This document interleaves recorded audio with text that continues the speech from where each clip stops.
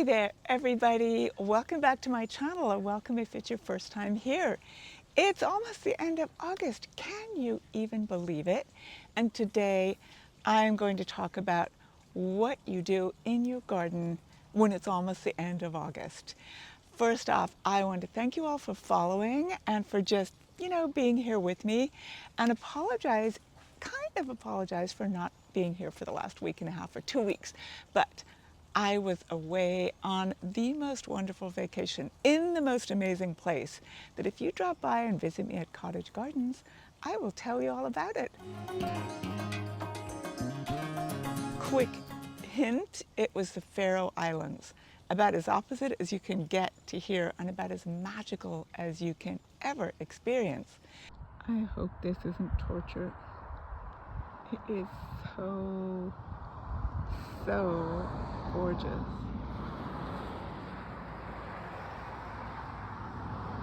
I just had to share it with you.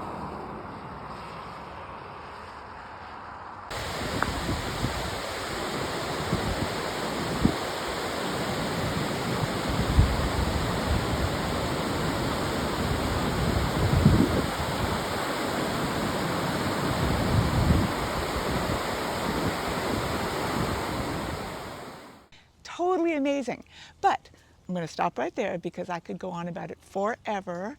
And I am going to talk about the magical gardens that we have here in fabulous Northern California and what you need to do in your garden right now to make sure they stay fabulous and that everything just keeps thriving and growing and looking beautiful through the rest of this year and on into the future. So without further ado, let's get going. What do you do right now in your garden in August? One thing August is certainly all about is harvesting. You've been working really hard all year. Your summer veggies are absolutely pumping out amazing vegetables. And these guys are sure ready to harvest right now. Jimmy Nardello, my favorite. And hey, it's certainly time to harvest these onions too. They are absolutely at the perfect stage. They're going to need a little drying out away from the dirt and in the shade, but they are ready to harvest and store. Something else you're going to want to check right this minute are your apple trees. Now my Gravenstein is well and truly finished, but my Gala, it is just beginning to come into its own, and it is definitely time to harvest the apples. Now they don't all ripen exactly at the exact same time, so with your Gala you really can tell by the color. There's a glow around them, there's a blush of pink, and then when you bite into them you definitely know. So if it's your first or second year growing an apple tree, you might need to test a few before you know for sure that they're ripe. But harvest your apples right now. Once you know, you don't want to leave them on the tree for too long because the birds will get them. But look, this is so perfect.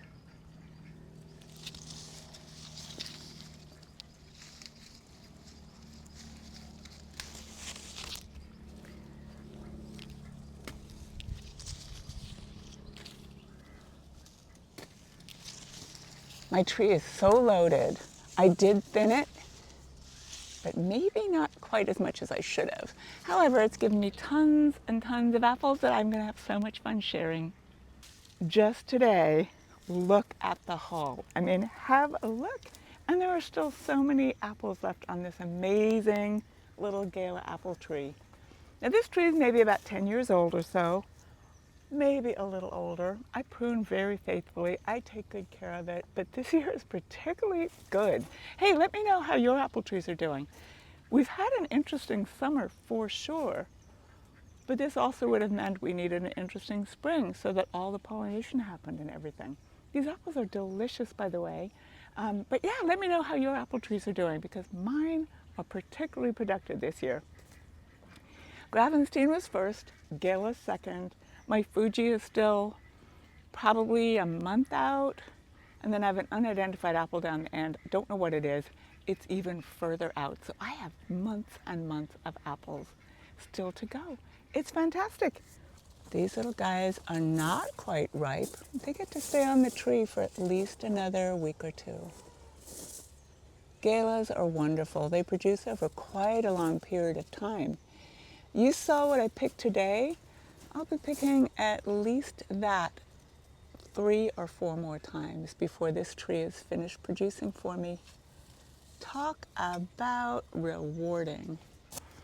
So what else are you going to want to harvest right now? Keep picking your summer veggies. You want to pick all those tomatoes, all those peppers, all those squash to keep the plant productive, and all those other great summer veggies. Don't let up with your harvesting right now. Keep it going, keep it going.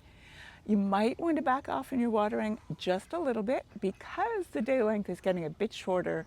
You want to put off getting downy or powdery mildew for as long as possible. And fungal issues do always start arriving into your summer veggie garden once the days get shorter and the weather gets a little cooler. So what else do you want to do in your veggie garden right now? You want to start making space for your fall vegetables. So hard to believe. We're still in August. The weather's still amazing. But it's time to start making space for your fall and winter veggies. We're talking about more onions.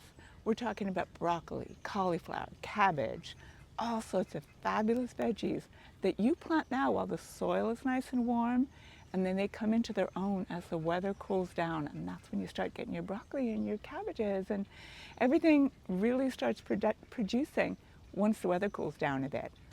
Okay, we got harvesting covered.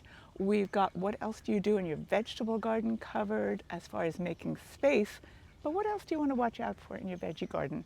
Bugs and weeds, as always. Hey, just because it's summer, just because it's late summer, just because we had a heat wave or two last week, doesn't mean the bugs or weeds are letting up. Aphids are beginning to make a comeback. Earwig slugs and snails, as always, are pests in your garden, so just stay on top of it. The weeds seem to be making a little bit of a comeback in my garden, at least. I am noticing even more than there were over the height of the summer. Again, I think it's because slightly shorter days and slightly cooler evenings and whatnot. One thing, a bug just reminded me, yellow jackets are such a pain right now. So do make sure you stay up in your harvesting of all your fruits out there, because once the birds start pecking, yellow jackets move in. Okay, there we go. What else do you want to do in your garden in August? Another thing you're going to want to keep doing so that you keep getting the production you want out of it till the last possible minute, like right before the frost or right at the frost, is pick your summer blooming annuals. These are zinnias right here. They were like a second crop of zinnias that I planted, and I'm going to keep picking them because that's going to keep them blooming all the way up to the first frost. And I get a gorgeous bouquet in my house. That goes for any of your plants out there, your summer blooming perennials, your summer blooming annuals, anything. Like if you've got cosmos, celosia, sunflowers, marigolds, any of those fabulous summer blooming annuals, either get out there and harvest them for bouquets or deadhead them. Keep those blooms coming. Look at this one. This one here, it's a new one for me this year. It's called Linen, and I got it from Johnny's Seeds. I love this color. I can't even quite describe it. There's almost like a iridescent green and pink blushing over the ivory. It's really kind of amazing. I just can't get enough of this particular zinnia. Can you see the pink? Can you see the green? Take notes, people. This one is called Linen, and it is absolutely fantastic. I think it could go with pretty much any kind of a bouquet that you might make. I love the double. I love all the colors, but the subtlety, really kind of wonderful. Keep on harvesting those green beans. This is an amazing pole bean that has been giving us beans for, at least a month. And if we keep picking them, we'll have beans for many more of them.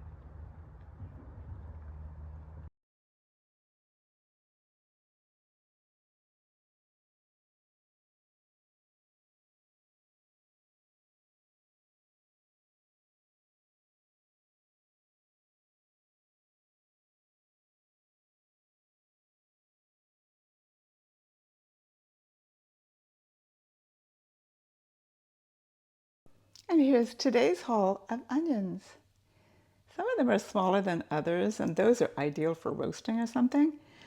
But, you know, they taste so good. Just like anything else, homegrown onions are way better than store-bought.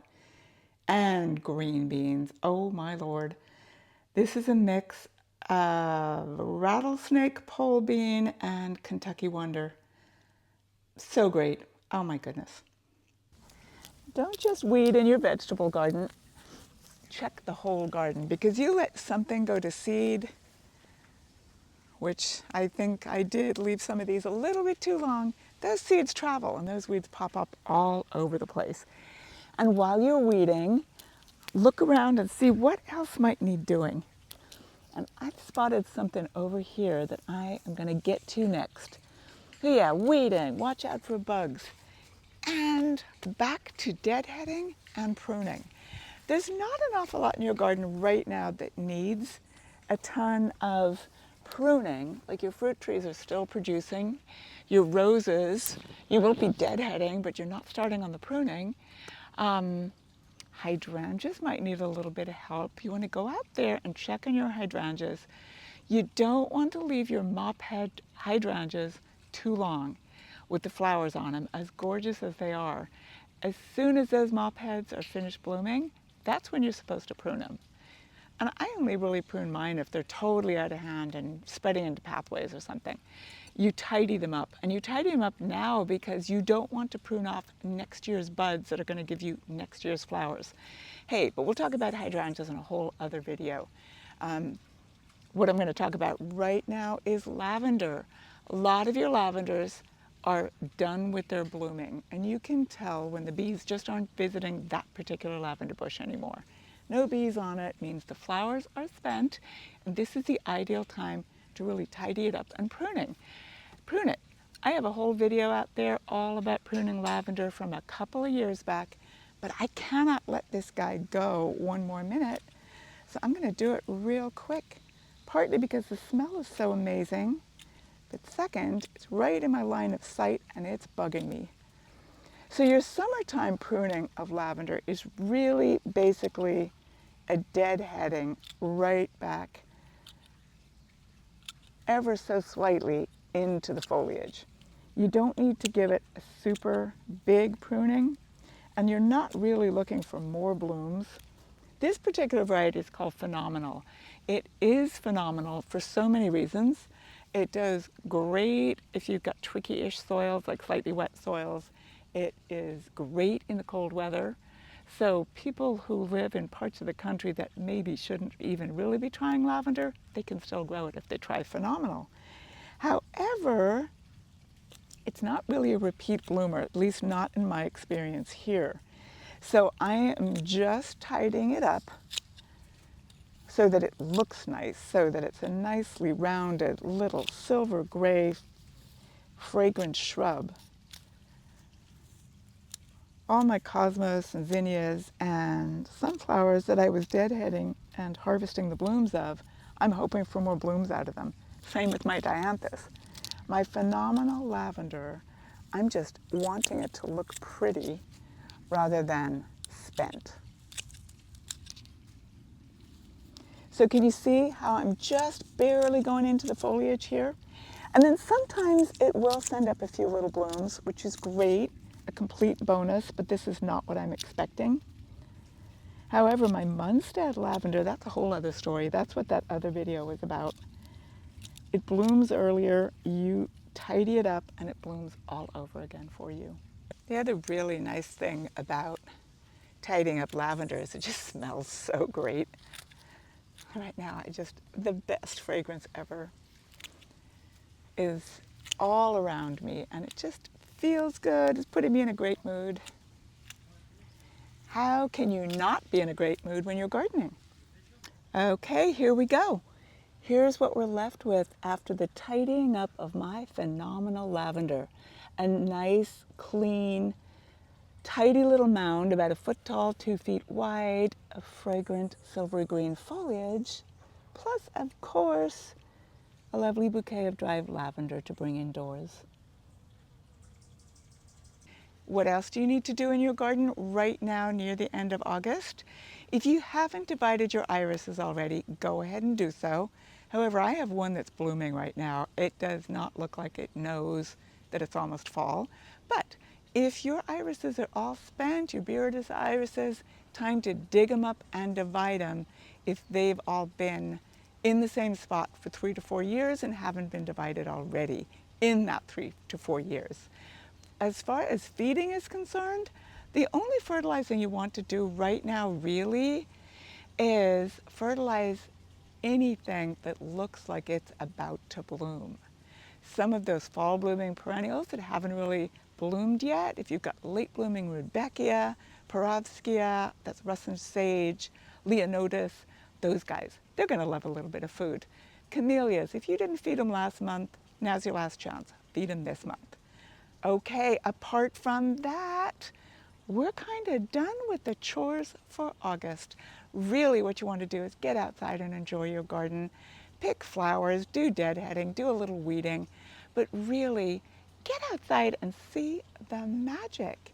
Without even moving, without just glancing over here, there's so much going on, so much beauty, so much magic, and you just missed a hummingbird.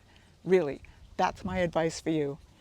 So, thank you for enjoying my garden with me today. Thank you for following along. I hope you're having an absolutely magical summer. And because we're getting towards the end of it, we're going to jump into fall pretty soon.